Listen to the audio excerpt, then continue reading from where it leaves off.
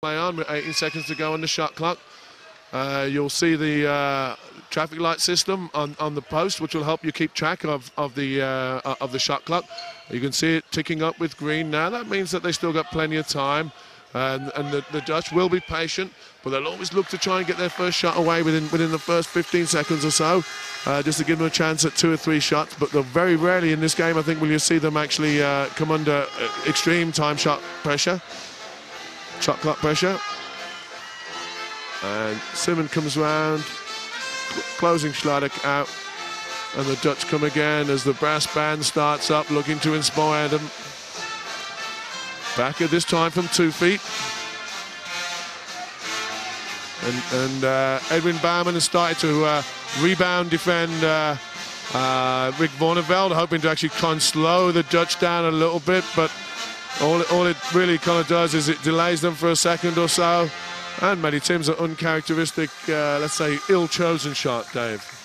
Yeah, it's going to be interesting watching Vorneveld playing against Edwin Baumann, see if he can get in his head a little bit and disrupt the play.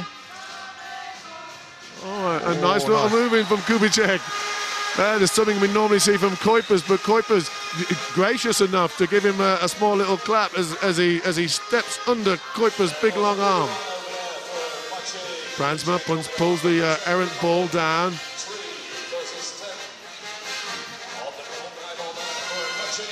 And Timms misses. Just once again the setup with Vorneveld at the post. Backer will stay out all day. A nice little move there from Rick Vorneveld shooting in the end. A nice follow-up from Brandsma, Dave. Yeah, it's interesting watching Matty Timms moving the ball so quickly from a non-attacking phase into an attacking phase. She's so quick. Simmons drops off and picks the collection up. We've just seen the Belgian players. We see Rick Vorneveld coming in now, and it's a little alley-oop move there from Backer to Vorneveld. What a beautiful move. Yeah, the crowd like that one as well. Look at them. It looks like they've started early tonight. Oh, beautiful. Absolutely beautiful. Brings the crowd alive. Just goes to show what they can do, Tom. Hopefully there'll be a little bit more of that as the game goes on. Well, there's Korfballers hopefully all around the world watching that, being inspired. That's what this Dutch team do sometimes, is they make players think, look, we need to be better. We need to train harder. And a foul on Roman Surfeit from Tim Backer following through. Generally, refs in this championship have been very hard on that. You must allow a player after his shot free movement of his body. And the Czechs unable to work a shot as the Dutch squeeze them down. And we have another free pass, which will be taken by Nasadilova. Let's see if they can get a shot this time. You see Brandsma setting up on the other side, making it very difficult to see what options are going to take. Oh, and over to Surfeit, who scores a nice goal. Punishes the Dutch for their strong tactical play on the free pass. Kuipers, Koku, Kuipers. And Simmons, the little dish to Koku.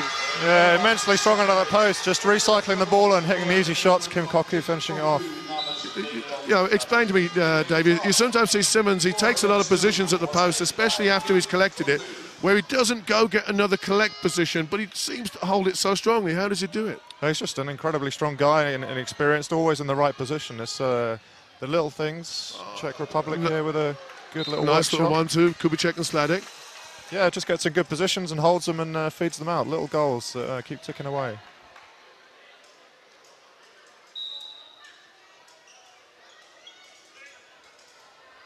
Shot from Jindrova. Easily picked off by Kuipers. And the Dutch, yeah, Dave suspects that this is certainly their best 4 boys, but they are all competing very strongly for a place in the left 8. Steve Jones, former international, decides he wants to get involved. He should have shot that, Dave. I think he'd have been free. Yeah, and he would have shot that if he could have reacted fast enough, I'm sure. Yeah, the crowd enjoyed that. Steve, quite affectionately known as a very good player in his day, former bronze medalist with Great Britain.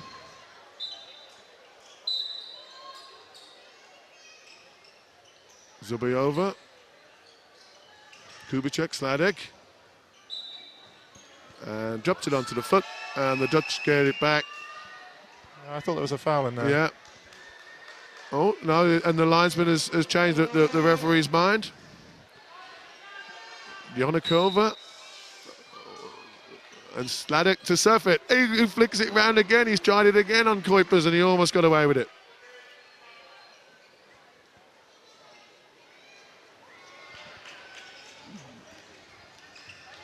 Oh, the Dutch using so much of the court. Such great movement. Backer recycles to Brandsma. Uncharacteristic handling error. And Vorneveld from great length.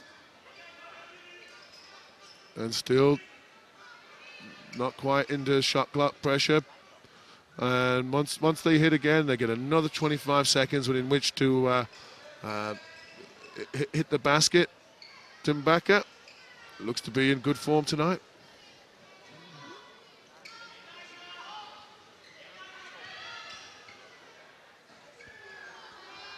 And the Dutch feel it as their responsibility to entertain, don't they, Dave? Yeah, absolutely. They can do that, and they should be doing that. We've got a big crowd here tonight, and I think they're playing very exciting korfball. Here we go. Backer inside, a big step. Just too big, too strong. Vorneveld, another uncharacteristic miss, hangs his head a little bit. They don't want to miss any shots here. That's the mentality within the Dutch team. Yeah, I think sometimes it can be hard for them to be entertaining, but they're certainly managing it tonight. There we go. Yeah, Sladek with the shot, maybe just a little bit too early before the structure and the collection was in place, but just demonstrates that what the Dutch pressure does to you. You just want to take any shot, don't you? Yeah, I think the Czechs are losing a little bit of structure early on. I hope they'll be able to hold on to it a little bit more, but it is intimidating. There we go, that's Baumann getting the better of that little battle. Yeah, using his experience.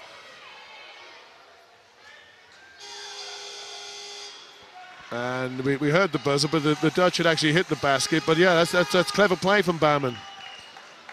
Tom, you've been playing with the traffic light system. Do you find that helps as a player? I must say, you don't notice it from the beginning to the end of the game. It's not a part of the post that you generally look at. I find it helpful when I'm in the crowd, but I've noticed in this championship when I was on the pitch, it's just very hard to see. You just don't tend to notice it. Oh, it bounced through the legs. Nice one. Yeah, beautiful. Kubicek. Yes, the Czechs are entertaining. Yeah, look at that. Look at the big bud smile. Matek Kubicek. Yes, look at that. Great ball from Sladek. I'm not too sure that the Czech girl knew much about that, but maybe there was a little training room move there.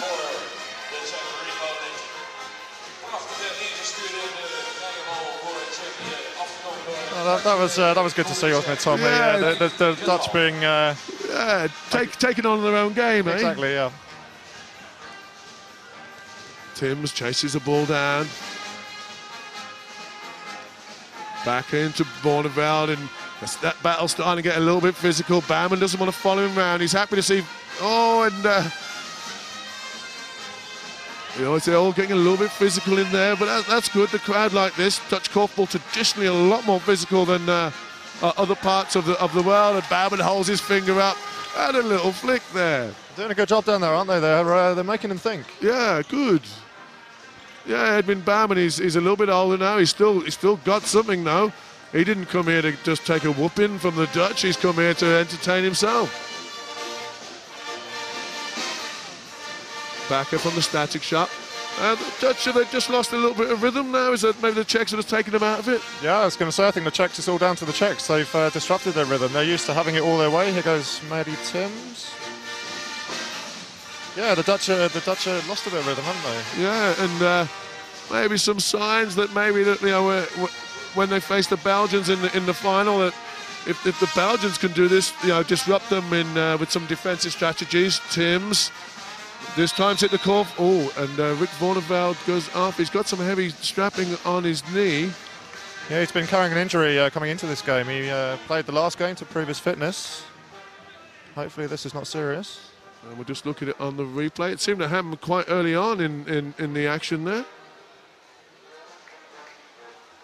He looks disappointed. That's the look of a man who thinks he just might have cost himself a final place. See Jos Rosenbaum and Barry Shep warming up. I think Rick wants to play on, certainly it does. There you see Barry Shep, number 10. I think he's the oldest player, or certainly the oldest boy in the squad. Come back into the Dutch team after an absence of some years, but he just had a super hot Korfbal League season last year. Forced his way in there. It looks like Jan Schauke van den Bos, the coach of the Netherlands, is talking to Jos Rosenboom, so he might be the one. But it looks like, fortunately, Rick looks like he's going to try and play on. Hopefully it's not too bad. We don't want to see him leave the pitch.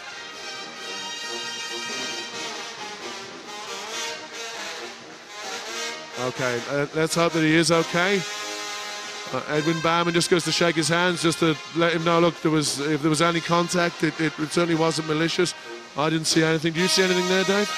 No, I didn't see much there. Certainly limping, doesn't look very happy at the moment, does he? No. Of course, Rick's one of the shining young stars of the Korfbal League, isn't he?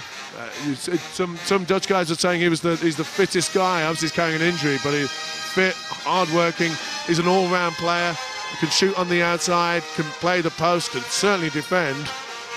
Maybe not with the creativity of Simmons or maybe Kuipers, but yeah, he's the future of modern Korfball. Power player. And the Czechs throw it away under the Dutch defensive pressure. And Simmons brings it out. And here's Bonneville now.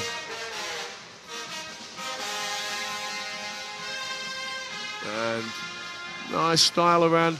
You see the Dutch playing a little bit less through the feed than a lot of other countries. They will try and work it out in what we call a 3-1. 3 players on the outside, 1 on the inside. What it does is it keeps things a lot clearer for moves to the inside, and it also allows the rebounder the best possible opportunity. But there was a free pass there, and we'll see Tim Bakker take this one. Tim, of course, had an amazing shooting day the other day, didn't he, Tom? 8 out of 23? Was it 8 out of 23? Yeah, he's... though I heard someone quoted that he scored 2 out of 60 recently, but I must say I've never seen him shoot that poorly. But I think the beauty of him, let's say for the Netherlands, is that he can always get a shot. He's always available with that big step back. Korfball is a sport where a small player can defend a big player so long as they're quick